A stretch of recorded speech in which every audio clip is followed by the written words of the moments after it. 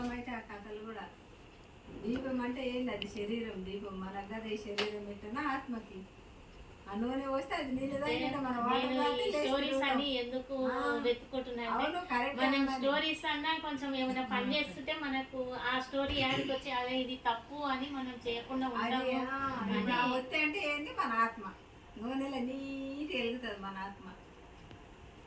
అంతే, మన ఆత్మ కోసం మనం ఎనిమిది మనసు ఆత్మ బుద్ధి మూడు కలయిక ఉంటే మన మనిషి ఎట్లా చెప్తే అట్లా చేస్తాం. ఇప్పుడు కాకరకాయ వస్తే కాకరకాయ అవసరం వస్తుంది చెయ్యి, బీరకాయ అంతే కదా. మన మనిషి ఎట్లా చెప్తే అట్లా కదా.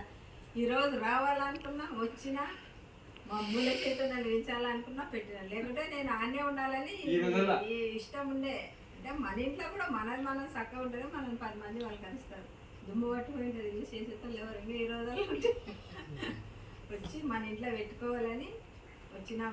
ఎట్లా స్నానం చేయడానికి మా గజలు అందరూ గంగా యమున సరస్వతి కావేరి నలుగురం పోవాలి అని మా ఇక్కలు అయితే అంటే మరోసారి కలిసి అమ్మా అని ఈయనగా క్లాస్ ఉందమ్మా అంటే ఈయన మాట వస్తే ఇప్పుడు మరి నదిలో స్నానం చేసింటే ఏదో మంచిది. ఈరోజు కార్తీక నలుగురం కలిసింటమంట.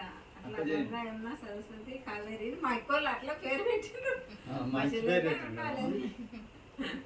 ఈయన ఒక మాట అంటే పూర్వం క్లాస్